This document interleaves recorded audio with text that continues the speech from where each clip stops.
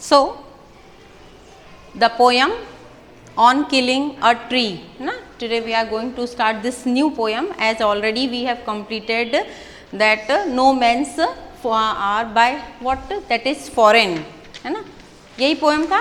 और इसके बाद की जो एक पोएम है वो डिडक्ट हो गई है, नो मेंस आर फॉरेन के बाद में जो नेक्स्ट पोएम है वो that has been deducted from your course, so that's why we already skip to this one.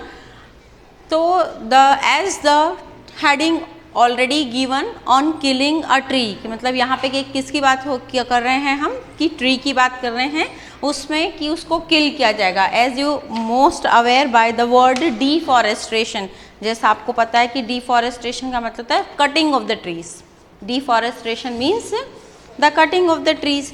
तो यहाँ पर भी उस ट्री के बारे में कहा गया as it is a basic need of our environment. Tree क्या है, हमारी बेसिक नीड है हमारे एनवायरमेंट की। तो उससे हमारे को क्या क्या मिलता है, we are getting the woods, the timbers, the most probably oxygen which we are just getting to breathe, है ना।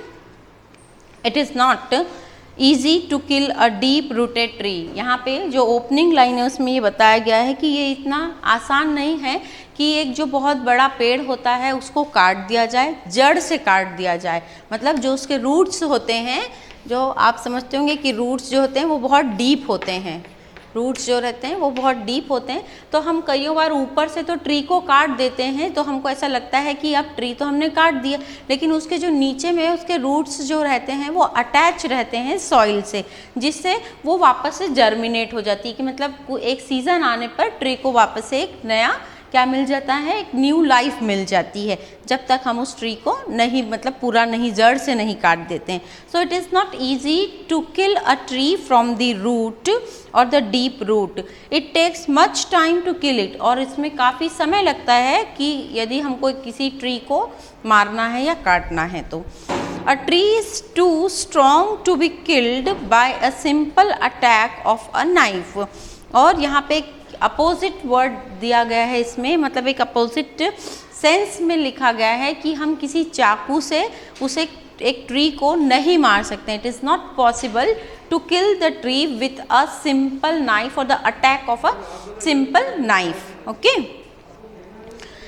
It has grown slowly consuming the earth. और धीरे धीरे जो ट्री क्या करती है, जैसे जैसे वो बढ़ती है वो नीचे नीचे जो है अपने को दिखता है ग्रोथ। जब हम ट्री को देखते हैं तो हम उसकी ग्रोथ कहाँ देखते हैं, ऊपर की ओर देखते हैं कि जो ट्री है वो ऊपर ऊपर ग्रो हो रही है, but ultimately it is growing down also. इसका ये मतलब है कि जैसे ट्री ऊपर ग्रो होती है वैसे ही जो ट्री के रूट्स हैं वो नीचे की ओर ज़मीन पे ग्रो होते रहते हैं, और जो मिट्टी होती है, जो सॉइल होता है उसको जकड़ के रखते हैं, मतलब जो अपनी जड़ें हैं वो मजबूत करते रहते हैं, है ना। आई होप कि आपको यहाँ तक के कोई कन्फ्यूजन नहीं हुआ होगा। मैं आपको फिर से बता दूँ, इस लाइन का ये मतलब है कि जैसे ट्री ऊपर से ग्रो होती है that it is visible, that is visible, वो हमें नज़र आता है।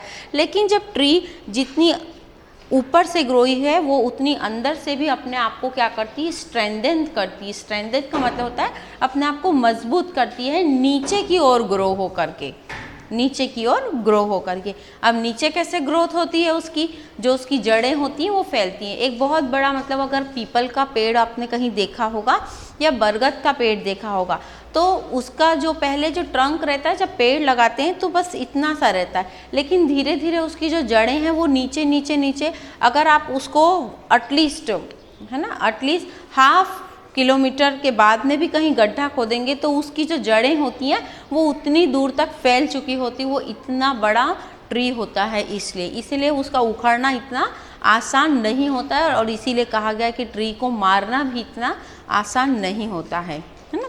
ट्री की जड़ें बहुत दूर दूर तक के फैली हुई रहती हैं, तभी वो सिंपल आंधी तूफान में आप देखते होंगे कि छोटे मोटे पेड़ तो गिर जाते हैं, लेकिन बरगद के और पीपल के जो पेड़ होते हैं जिनकी जड़ें बहुत मजबूत होती हैं वो कभी नहीं गिरते हैं, वो नहीं उखड़ते हैं। क्यों नहीं उखड़ते? क्योंकि वो डीप रूटेड होते हैं, उनकी जो जड़ें होती हैं वो बहुत नीचे तक के गहरी होती हैं। So consuming the earth, feeding upon its crust, feeding upon its crust, crust मतलब आप समझते हैं ज्योग्राफी का वर्ड है ये crust, crust, mantle और core, तो ये तीन है जिस पे अर्थ डिवाइड हुई हुई है ना। So तो जो क्रस्ट होता है, जो हमारी ऊपरी सतह होती है, जिस सरफेस पे हम रहते हैं, that is called the crust. और ट्रीज़ भी कहाँ लगती हैं, उसी क्रस्ट पे लगती हैं, उसी मिट्टी का जो लेयर होता है हम उसी को क्रस्ट कहते हैं। और हम वहीं पे क्या लगाते हैं, पेड़ पौधे भी हम वहीं लगाते हैं। तो वो जो क्रस्ट होता है वो उसको फीड करता है, मतलब जो सॉइल है, जो अपर लेयर है, जो अर्थ का, वो ही उसको क्या देता है, प्रोवाइड करता है। मतलब जो भी चीज़ें उसको न्यूट्रिशन चाहिए, उसको नाइट्रोजन चाहिए। आपने सुना होगा कि राइजोबियम बैक्टीरियाज होते हैं बायो में, जो वो क्या करते हैं, एटमॉस्फेरिक नाइट्रोजन लेकर के उसको प्रोवाइड करते हैं। तो उससे क्या होती है, प्लांट की ग्रोथ होती है और वो क्या बनता है, ट्री बनता है। सो एब्जॉर्बिंग ईयर्स ऑफ सनलाइट, और ऊपर से मतलब नीचे से तो हमारे को क्या मिल गया, अर्थ क्रस्ट से, कि वो उसको मॉइस्चर है या पानी है ये सब प्रोवाइड होते रहता है नीचे क्रस्ट से। और ऊपर से जो सन है वो क्या कर रहा है, उसको अपना खाना प्रिपेयर करने में, उसको अपना मतलब फोटोसिंथेसिस के थ्रू जो सनलाइट है वो उसको खाना प्रिपेयर करने में हेल्प करती है। So sun is always there on the head of the tree, और फॉर अस ऑल्सो, हमेशा आसमान पे सूर्य तो रहता ही है। तो ये सारी चीज़ें हैं जो उस ट्री को हेल्प करती है मैच्योर होने में और एक लॉन्ग लाइफ जीने में, अर्थ में। कम से कम आप मान के चलें कि बहुत सी ऐसी ट्रीज़ हैं जो कई हज़ारों सालों से इस दुनिया पर रहती, मतलब उनकी जो लाइफ होती है वो not for 100 years, not for 200 years, it is may be up to 1000, 2000, may be we can say that, कि एक सदी पूरी बीत जाती है तब तक कि दूसरी सदी तक के वो जो ट्री है वो रहता है। The strength it has stored through a long period of the hard work and patience cannot be destroyed in one day। और इसीलिए हम ट्री को इसलिए भी नहीं मार सकते हैं क्योंकि उसके पास में जो धैर्य रहता है, पेशेंस बोलते हैं, धैर्य का मतलब क्या होता है, पेशेंस होता है, उसका जो हार्ड वर्क है। अब हार्ड वर्क इन सेंस आप देखते होंगे जो ट्री होता है वो हमेशा धूप में भी खड़ा रहता है, बहुत तेज़ गर्मी में भी खड़ा रहता है, जब बरसात आती तो बहुत तेज़ बरसात आती वो उसमें भी खड़ा रहता है, और जब ठंड आती है तो उसमें भी। मतलब ये सारी चीज़ें जो है, जो एटमॉस्फेरिक कंडीशंस जो होते हैं, ये उसको क्या बना देती है, हार्ड बना देती है। इससे उसका वर्क दिखता है कि उसमें कितना पेशेंस है, कितना हार्ड वर्क है, और इन्हीं सब के कारण वो खड़ी रहती है, जो ट्री होती है वो खड़ी रहती है, और इसीलिए उसको मारना इतना आसान नहीं होता।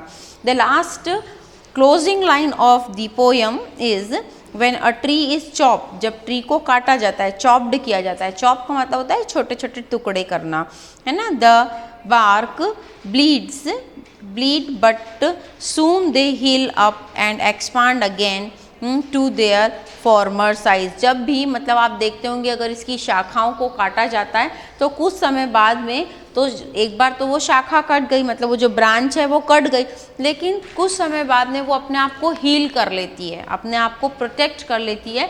जैसे हमारे को कहीं लग जाती है, कट जाता है, तो हमारे अंदर WBC है, हमारे अंदर क्या है, WBC है, तो उससे हमारी जो बॉडी होती है, हमारा रेजिस्टेंस पावर क्या होता है, इंक्रीज अच्छा रहता है, हमारी इम्यूनिटी अच्छी होगी, तो हम अपने आप को हील कर लेंगे, और बिना कुछ लगाए ही हमारा वो जो जहाँ हमको लग गई है वो ब्लड आना बंद हो जाता है और वो अच्छा हो जाता है। कई लोगों की बॉडी ऐसी भी रहती है जिनका रेजिस्टेंस पावर और इम्यूनिटी अच्छी होती है, उनके साथ ऐसा होता है। तो ट्री में भी जो जब हम उसकी ब्रांच को काटते हैं तो वो अपने आप को हील कर लेती है, और वापस से कुछ समय बाद वहाँ पे नया ब्रांच जो होता है वो जर्मिनेट होने लग जाता है, ट्री वापस से उसको नरिशमेंट कर देती है और ब्रांच जो है वापस से उगने लग जाती है